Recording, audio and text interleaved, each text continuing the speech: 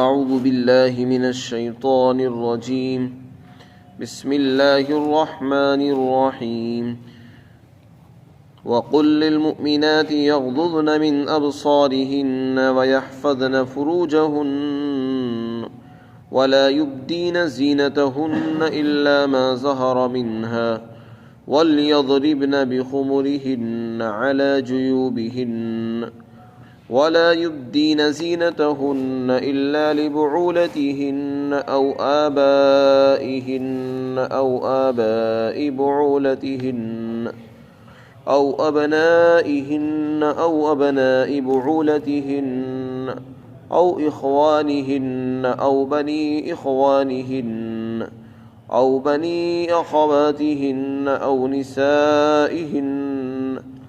اور اے پیغمبر صلی اللہ علیہ وسلم، آپ ایمان والی عورتوں سے کہہ دیجئے کہ وہ اپنی نگاہیں نیچی رکھیں اور وہ اپنی شرمگاہوں کی بھی حفاظت کریں، اور وہ اپنی زینت کے مقام کو ظاہر نہ کریں مگر جو اس میں سے ظاہر ہو جائے، اور وہ اپنی اوڑھنیوں کے اچکن کو اپنے گریبانوں پر ڈال کر رکھیں، اور انہیں چاہیے کہ وہ اپنی زینت کے مقام کو ظاہر نہ کریں مگر اپنے شوہر کے سامنے یا اپنے باپ کے سامنے یا اپنے شوہر کے باپ کے سامنے یا پھر اپنے اولاد کے سامنے یا اپنے شوہر کے بیٹوں کے سامنے یا اپنے بھائیوں کے سامنے یا اپنے بھتیجوں کے سامنے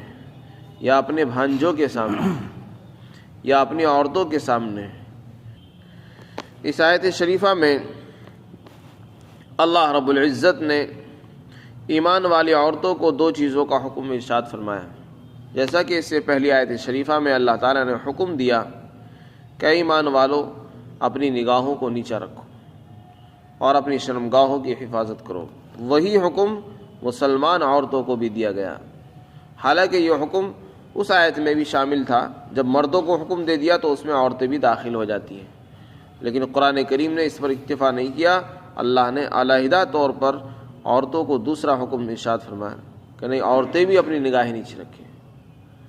پردے کا حکم صرف مردوں کے لیے نہیں ہے، عورتوں کے لیے بھی ہے. جیسے مردوں کو حکم یہ ہے کہ وہ نامحرم پر نظر نہ ڈالیں، کسی کے سطر کو نہ دیکھیں، کسی ناجائز جگہ پر نظر نہ دوڑائیں، اسی طرح عورتوں کے لیے بھی یہی پابندیاں ہیں کہ وہ چاہے گھر میں ہوں یا باہر ہوں، خلوت میں ہو جلوت میں ہو، وہ بھی کسی غیر مرد پر نامحرم پر نظر نہ ڈالیں، نہ اس کے سطر کو دیکھیں اور نہ اس کو خود دیکھیں. یعنی ہر ایسی چیز جس کو دیکھنا ان کے لیے ناجائز ہے، حرام ہے، ان پر سے نظر ہٹا لیں، اور اگر اتفاقاً پڑ جائے تو اپنی نظروں کو گھما لیں. اگر اتفاق سے کوئی نظر پڑ گئی تو پہلی نظر معاف ہے، اس پر مواخذہ اور پکڑ نہیں ہوتی. لیکن اگر کوئی آدمی نظر ڈالنے کے بعد نظر کو جمع کر رکھے اور باقی رکھے تو پھر گنہگار ہوگا. تو یہی حکم پہلے بھی آیا اور یہی حکم عورتوں کے لیے بھی دیا جا رہا ہے. تو فرمایا مسلمان عورتوں کو کہہ دو کہ وہ اپنی نگاہوں کو پست رکھیں. ایک عورت کے لیے کسی غیر محرم کو دیکھنا جائز نہیں، اسی طرح کسی دوسری عورت کے کسی عام مرد کے سطر کو دیکھنا وہ بھی جائز نہیں. تو اپنے نگاہوں کو ان سے بھی روک کر رکھیں. حضرت ام سلمہ رضی اللہ عنہ اور حضرت میمونہ ایک مرتبہ حضور صلی اللہ علیہ وسلم کے ساتھ تھی. ایک صحابی آ گئے جن کا نام تھا عبداللہ بن ام مکتوم، نابینا صحابی تھے. آپ نے فرمایا کہ ان سے پردہ کرو. وہ کہنے لگی کہ یا رسول اللہ یہ تو نابینا ہے، نہ یہ ہمیں دیکھ سکتے ہیں نہ ہمیں پہچان سکتے ہیں، تو ان سے کیا پردہ کریں؟ یہ تو نابینا آدمی، ان کو نظر تو آتا نہیں. آدمی اپنی عقل فوراً چلاتا ہے، تو شریعت کے آگے عقل نہیں چلتی. اسی لیے حضرت علی نے فرمایا تھا کہ اگر شریعت میں دین میں عقل کو دخل ہوتا تو خفین پر مسا اوپر کے بجائے نیچے ہوتا. اس لیے کہ پیر نیچے سے گندا ہوتا ہے، اوپر سے تو گندا ہوتا نہیں، تو مسا نیچے ہونا چاہیے نہ کہ اوپر، لیکن شریعت نے اوپر حکم دیا، لہذا وہاں پر عقل نہیں چلائی جائے گی، بلکہ شریعت میں نقل کا اعتبار ہوتا ہے اور اس میں بات ماننی پڑتی ہے۔ تو حضرت ام سلمہ رضی اللہ عنہ کہنے لگی کہ وہ نہ ہمیں پہچان سکتے ہیں نہ ہمیں دیکھ سکتے، تو ان سے کیا ہم پردہ کریں؟ فرمایا کہ نہیں، ان سے پردہ کرو، وہ تمہیں دیکھ نہیں سکتے تو کیا تم ان کو دیکھ نہیں رہی ہو؟ کیا تم ان کو نہیں دیکھ سکتی ہو؟ فرمایا کہ ہم دیکھ سکتی ہیں، تو پھر تم بھی پردہ کرو۔ تو اگر کوئی آدمی نابینا ہو، یہ ساری دنیا کے انسان بھی نابینا ہو جائیں، تب بھی عورتوں کے لیے ان کو دیکھنے کی اجازت نہیں ہے۔ جیسے مردوں کے لیے غیر محرم عورت پر نظر ڈالنا منع ہے، اسی طرح عورتوں کے لیے بھی منع ہے کہ وہ غیر محرم مرد پر نظر ڈالیں، چاہے وہ نابینا ہو، اس کو دیکھنا بھی جائز نہیں، اور چاہے بینا ہو۔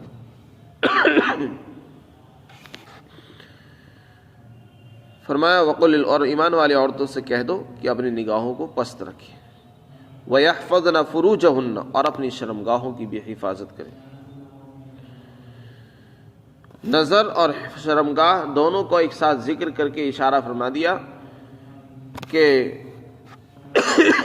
شرمگاہوں کی حفاظت نظروں کی حفاظت سے ہی ہوتی ہے۔ اگر ہم اپنی شرمگاہوں کو محفوظ رکھنا چاہتے ہیں، زنا سے اپنا آپ کو روکنا چاہتے ہیں اور زنا کا دروازہ بند کرنا چاہتے ہیں، تو اس کا طریقہ یہ ہے کہ ہم نظروں کو بچا لیں۔ بس جس نے اپنی نظروں کی حفاظت کر لی، اس نے اپنی شرمگاہ کی حفاظت کر لی، اور جس کی نظریں خطا کریں گی اس کی شرمگاہ بھی خطا کرے گی، اس لیے کہ نظر زنا کا دروازہ ہے۔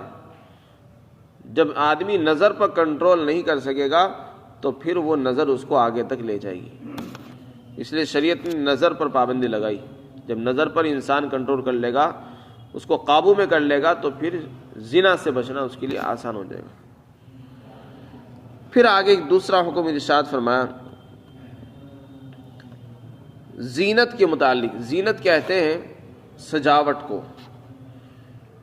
عورتیں جو چیزیں سجاوٹ کے طور پر، زینت کے طور پر، خوبصورتی کے طور پر پہنتی ہیں، ان کو زینت کہا جاتا ہے، یعنی جس سے انسان اچھا لگے۔ ہر وہ چیز جو انسان اپنی بناوٹ کے لیے، سجاوٹ کے لیے پہنتا ہے، اس کو زینت کہتے ہیں قرآن کی اصطلاح میں، چاہے وہ زیورات ہوں اور چاہے وہ کپڑے، اچھے کپڑے ہوں، یہ ساری چیزیں زینت میں آتی ہیں۔ لیکن یہاں زینت سے مراد وہ چیزیں نہیں ہیں زیورات۔ زیورات سے مراد ہے وہ جگہ جہاں زیور پہنا جاتا ہے، یا وہ کپڑوں سے مراد وہ جگہ جہاں کپڑے پہنے جاتے ہیں۔ اس لیے کہ اگر خالی زیور ٹگا رہے، بدن، کسی عورت کے بدن پر زیور نہ ہو، تو اس کو دیکھنے میں کوئی حرج نہیں۔ بازاروں میں زیور لٹکے ہوئے ہیں، کپڑے لٹکے ہوئے زنانہ، تو ان میں دیکھنے میں گناہ نہیں ہے، اور نہ یہاں اس چیز سے روکا جا رہا کہ خالی زیور کو دیکھنا کوئی گناہ ہو۔ خالی زینت کی چیزوں کو دیکھنے میں گناہ نہیں ہے۔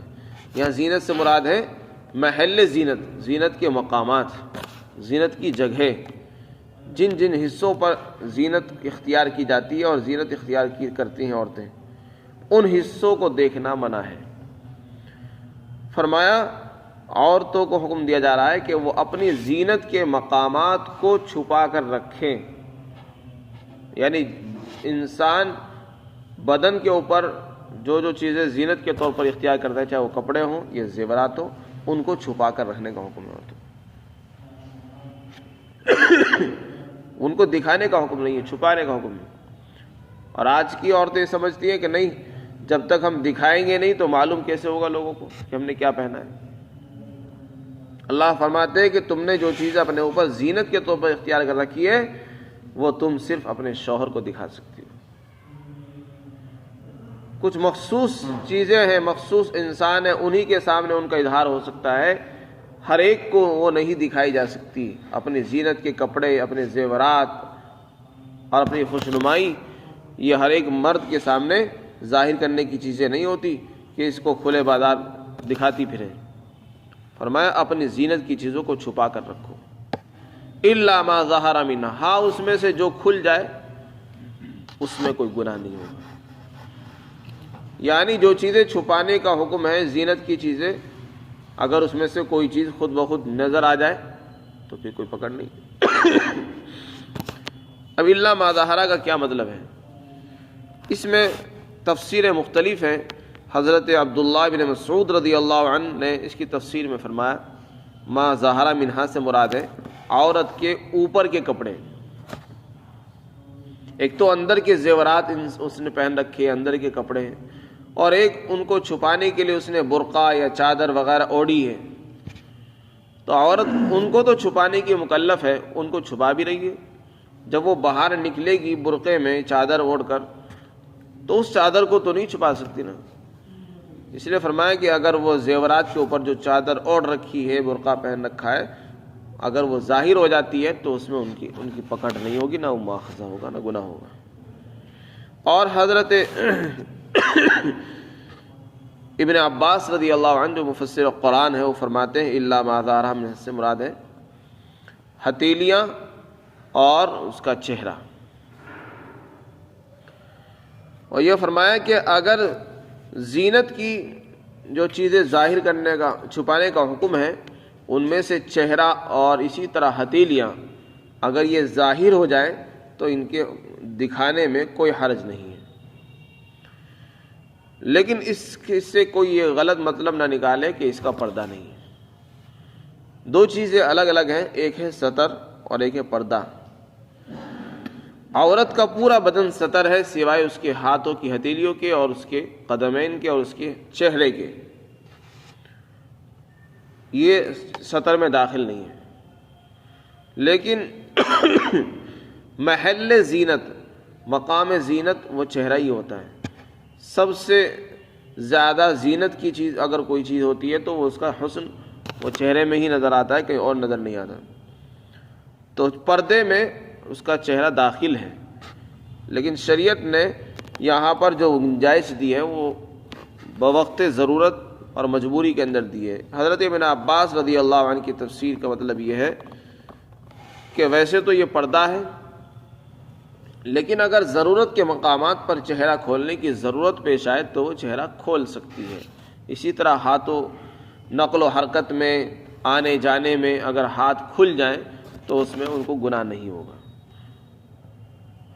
یا باہر نکلتے وقت نقل و حرکت میں یا سامان کے لین دین میں چہرہ کھولنا پڑ جائے، جیسے ڈاکٹروں کے پاس جاتے وقت اور علاج اور معالجے کے لیے، تو پھر وہاں ان کے لیے گناہ نہیں ہوگا۔ تو بوقت ضرورت اس کو چھپانے کی دکھانے کی اجازت ہے، لیکن اس کا یہ مطلب کہیں نہیں ہے کہ کسی اور مرد کے لیے اس کے چہرے کو دیکھنا جائز ہے۔ مرد کے لیے عورت کو جیسے دیکھنا ناجائز ہے، اسی طرح اس کے چہرے کی طرف کو دیکھنا بھی ناجائز ہوگا۔ اس کے لیے بوقت مجبوری گنجائش ملی ہے۔ پھر آگے اللہ تعالیٰ نے فرمایا کہ عورتوں کو چاہیے کہ اپنی اوڑھنیاں اپنے گریبان پر ڈال کر رکھیں۔ اس میں رسم جاہلیت کی تردید ہے۔ زمانہ جاہلیت کی جو عورتیں تھیں وہ اپنی اوڑھنی یعنی دوپٹہ سر پر ڈال لیا کرتی تھی، اور سر پر ڈال کر اس کے دونوں کنارے پیچھے ڈال دیا کرتی تھی۔ سر پر ڈالا اور پیچھے کو نکال دیا اس کو، اس سے سارا گلا بھی کھلا رہتا تھا، سینہ بھی کھلا رہتا تھا، گلا بھی کھل جاتا تھا اور گریبان بھی کھلا رہتا تھا پورا، جس سے بے پردگی ہوتی تھی۔ اور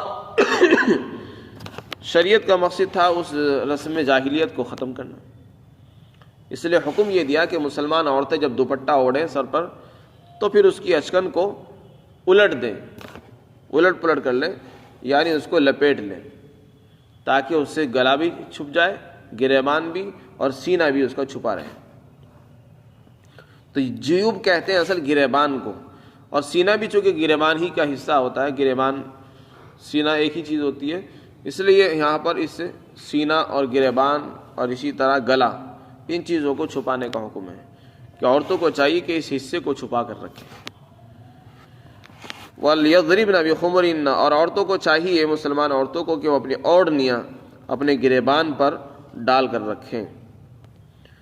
پھر آگے ارشاد فرمایا وَلَا يُبْدِينَ زِينَتَهُنَّ إِلَّا لِبُعُولَتِهِنَّ،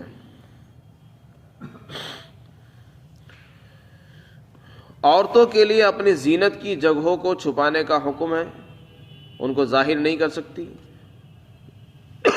مگر اس میں سے جو کچھ خود بخود دکھ جائے اس میں گناہ نہیں۔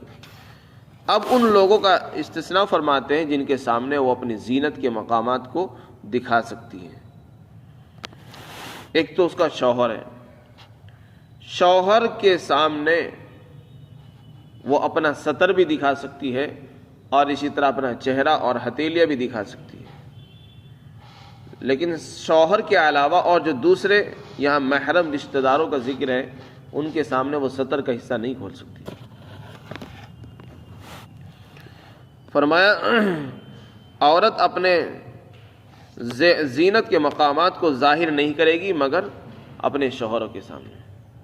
زینت کے مقامات سے مراد حضرت ابن عباس کی تفسیر کے مطابق چہرہ اور اس کی ہتھیلیاں ہیں، اس لیے کہ یہ جو محرم رشتہ دار ہیں یہ ہر وقت گھر میں ساتھ رہتے ہیں، بھائی، بہن، بیٹا، بھانجے، بھتیجے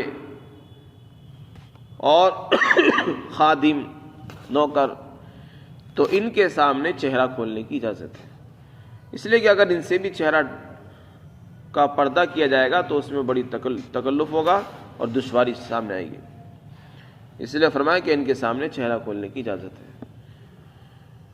ایک تو ان کا فرمایا اور وہ ظاہر نہیں کریں گے اپنی زینت کی جگہوں کو مگر اپنی شوہر کے سامنے اور اسی طرح اپنے باپ کے سامنے۔ باپ کے اندر شوہر کے باپ بھی آ گئے، اپنا باپ اور اسی طرح چچا وغیرہ، او آبائی بعولتہن، اور اسی طرح اپنے شوہر کے والد کے سامنے بھی اپنی زینت کو یعنی سسر کے سامنے ظاہر کر سکتی ہے۔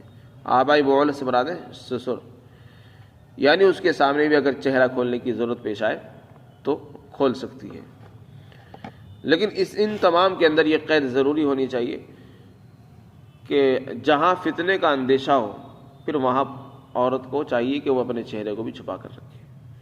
ان محرم رشتہ داروں کو ایک مجبوری میں مستثنیٰ کیا جا رہا ہے، الگ کیا جا رہا ہے، ان کو اجازت دی جا رہی ہے کہ وہ دیکھ سکتے ہیں، لیکن اگر ان سے بھی خطرہ ہو، عورت یہ محسوس کر رہی ہو کہ میری عزت اور عصمت ان سے محفوظ نہیں ہے، مجھے خطرہ ہے، یہ مجھ پر بری نظر ڈال سکتے ہیں، تو پھر عورت کو چاہیے کہ وہ اپنے چہرے کو ان سے چھپا کر رکھے۔ او ابنائہن، اسی طرح عورت اپنی زینت کے مقام اپنے بیٹوں کے سامنے بھی ظاہر کر سکتی ہے، اسی طرح اپنے شوہر کے بیٹوں کے سامنے۔ شوہر کے بیٹوں کا کیا مطلب؟ عورت نے دوسری شادی کی اور جس مرد سے شادی کی اس کی اولاد بھی تھی پہلے کسی دوسری بیوی سے، اب جب اس مرد سے شادی کی اس کے ساتھ اس کے بچے بھی ہیں، تو اس شوہر کے جو بچے ہیں، لڑکے ہیں، ان کے متعلق فرمایا کہ وہ عورت ان کے سامنے بھی اپنی زینت کو ظاہر کر سکتی ہے، اس لیے کہ وہ بھی ہر وقت ساتھ رہیں گے گھر میں۔ اسی طرح فرمایا او اخوانہن، اپنے بھائیوں کے سامنے بھی ظاہر کر سکتی ہے۔ او بنی اخوانہن، اپنے بھتیجوں کے سامنے، بھائی کے جو بچے ہیں، لڑکے ہیں، ان کے سامنے ظاہر کر سکتی ہے۔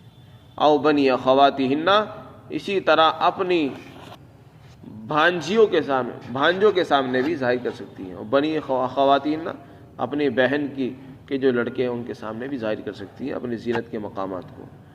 تو یہ تفصیلات اللہ تعالیٰ نے یہاں پر بیان کی ہیں، اور بھی اس میں افراد کا ذکر ہے، لیکن ان سب میں قید یہی ہے کہ فتنے کا اندیشہ نہ ہو۔ اگر فتنے کا اندیشہ ہو تو پھر اس کو چاہیے کہ اپنے چہرے کو ان سے چھپا کر رکھے۔ اللہ تعالیٰ ہم سب کو عمل توفیق عطا فرمائے۔